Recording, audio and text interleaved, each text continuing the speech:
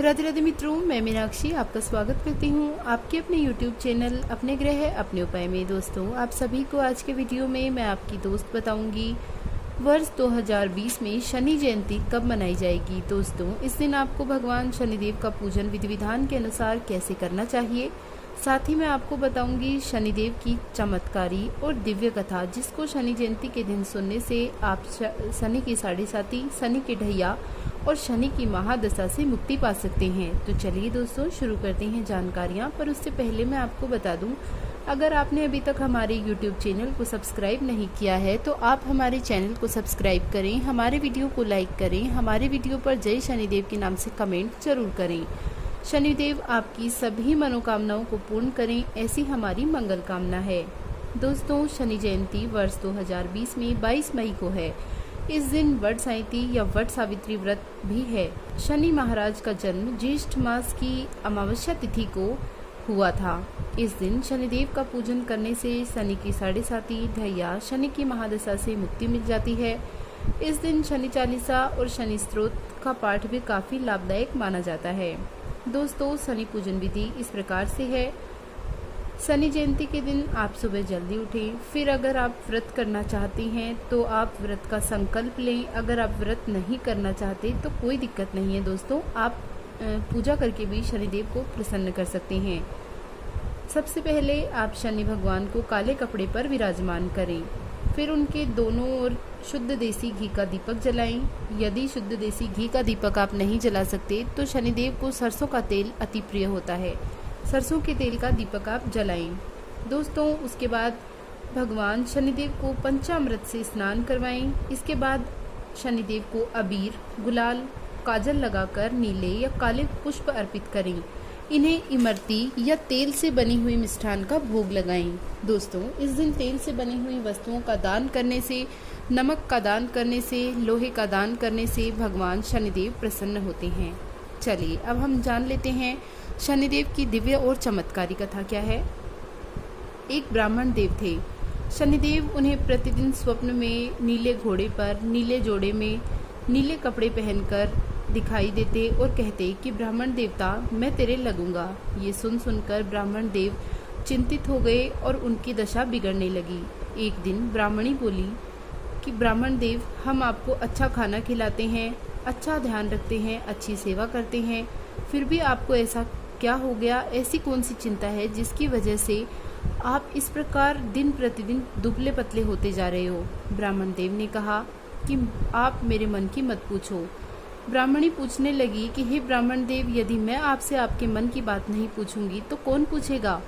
ब्राह्मण देव ने बोला कि मैं नहीं जानता, एक पुरुष मुझे नीले घोड़े पर, नीले वस्त्रों में, नीला कपड़ा पहने मुझे रोज प्रतिदिन स्वप्न में दिखाई देता है और मुझसे ये कहता है कि ब्राह्मण, मैं तेरे लगूंगा।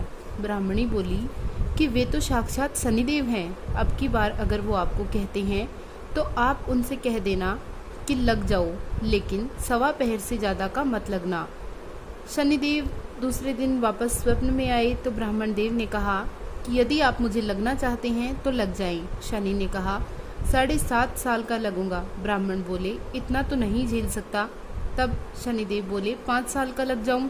ब्राह्मण देव बोले कि ये भी नहीं झेला जाएगा। इसे कहते कहते शनिदेव ने कहा सवा प्रहर का तो मैं लगूंगा ही, इतना बिना तो मैंने राजा और रंग को भी नहीं छोड़ा। तब ब्राह्मण देव बोले कि ठीक है, और उसके सवा प्रहर की दिन में शनि की दशा लग गई।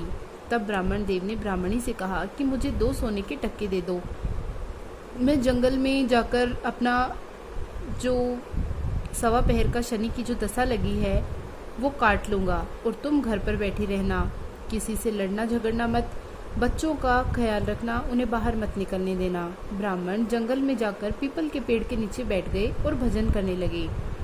1 प्रहर बीत चुका था। तब ब्राह्मण देव सोचने लगे कि अब तो थोड़ी सी देर बाकी है, ये तो रास्ते में ही कट जाएगी। वो उठकर चलने, शनि महाराज की कृपा से रास्ते में ब्राह्मण को एक खेत दिखाई दिया। उसमें हरे हरे तरबूज लगे हुए थे। ब्राह्मण देव तरबूज को देखकर उस खेत के मालिक को आवाज़ लगाने लगे, लेकिन उस खेत के मालिक ने ब्राह्मण देव की बात नहीं सुनी। तब उन्होंने एक सोने का सिक्का निकालकर वहाँ रख दिया और एक तरबूज तोड़ लिया। फिर बोले कि मुझे दोष मत लगना, मेरे बच्चे भूखे बैठे होंगे। फिर उन्हें लगा कि एक और तोड़ लेते हैं। तब उन्होंने एक तरबूज और तोड़ लिया और अपने रुमाल में उसे बांधकर चलने लगे। शनिदेव ब्राह्मण का वेश धर के आए और पूछने लगे कि तुम्हारी रुमाल में क्या है। ब्राह्मण देव ने कहा कि मैं जंगल से आते टाइम तरबूज तोड़कर लाया हूँ। तब बोले कि खोल के दिखाओ। जैसे ही ब्राह्मण देव उसे अपनी रुमाल को खोलकर दिखाने लगे तो उसमें से खून से भरी हुई 2 छोटे छोटे बच्चों की मुंडियाँ निकली। शनिदेव बोले कि राजा के 2 राजकुमार थे, उन दोनों को तुमने मार दिया। ब्राह्मण को पकड़कर राजा के पास ले गए और बोले कि ये ब्राह्मण है, इसने तुम्हारे दोनों राजकुमारों को मार दिया है। ब्राह्मण बोले कि मैंने ऐसा कुछ नहीं किया। राजा कहने लगे कि मेरे को इसकी शक्ल मत दिखाओ, इसे सीधा सूली पर चढ़ा दो। राजा ने कहा कि इसे ले जाओ यहाँ से। जब उसे सूली पर चढ़ाने लगे तब ब्राह्मण देव ने कहा कि मैं फांसी पर चढ़ने को तैयार हूँ, लेकिन मुझे मेरी कथा पूरी कर लेने दो। तब सब ऐसे सोचने लगे कि मरते हुए इंसान की आखिरी इच्छा को पूर्ण करना चाहिए, तो इसे थोड़ी देर में फांसी पर चढ़ा देंगे। इतना कहकर ब्राह्मण देव अपनी कहानी कहने लगे और 1.25 प्रहर का वक्त पूरा हो गया। उधर राजा के दोनों राजकुमार घोड़े पर चढ़कर शिकार खेलकर खुशी खुशी अपने महल में वापस आए। उन्हें देखते ही राजा एकदम से चौंक गए और उन्होंने कहा कि ब्राह्मण देव को मार दिया होगा, तो बिना अपराध के उसको मार दिया, इसका दोष कैसे उतरेगा। आदमियों ने जाकर देखा तो ब्राह्मण को मारने की तैयारी हो रही थी। तब उन्होंने कहा कि इसे नहीं मारना, राजा के राजकुमार घर वापस आ गए हैं और ब्राह्मण देव को बुलाया है। ब्राह्मण सोचने लगे अभी तो मुझे मार रहे थे, अभी बुलाया है, आज तो पता नहीं ना अन्न मिलेगा ना कुछ और ना कपड़े, आज बुलाकर क्या करेंगे। राजा ब्राह्मण देव से पूछने लगे कि ये जादू तुमने कैसे किया। ब्राह्मण बोले कि मेरा 1.25 प्रहर का शनि की महादशा लगी हुई थी, वही अपनी शक्ति प्रदर्शन कर रहे थे। राजा पूछे कि दशा कैसे उतरेगी। तब ब्राह्मण बोले कि राजा के लगे तो काला हाथी दान कर और 20 छोटे छोटे बच्चों को काला घोड़ा दान करे, 20 काले कुत्तों को तेल से चुपड़ी हुई रोटी दे, कथा और कहानी कह ले, पीपल में जल सींच कर आए और 7 दफ़ा शनिश्चराय नमः, ओम शनिश्चराय नमः, ओम शनिश्चराय नमः मंत्र का जाप करे।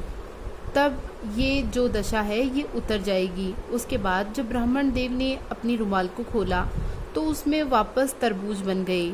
उसने घर आकर अपनी पत्नी से सारा वृत्तांत कह सुनाया। तब राजा ने उसे बहुत सा धन देकर विदा किया था। ब्राह्मणी ने पूछा कि महाराज इतना धन कहाँ से लेकर आए हो। तब उसने कहा कि मेरे तो 1.25 प्रहर की दशा लगी थी, तो शनिदेव जब दशा को उतारते हैं तो आखिरी में निहाल कर देते हैं। शनि महाराज लगती दशा में तो आपने उसे जो राजा के राजकुमारों का सर दिखाया वो किसी को मत दिखाना। जैसे आपने उन तरबूज में इतना धन दिया उसे सबको देना। शनिदेव की जो भी कहानी कहते हैं शनि भगवान उनकी सारी पीड़ाओं का नाश करते हैं।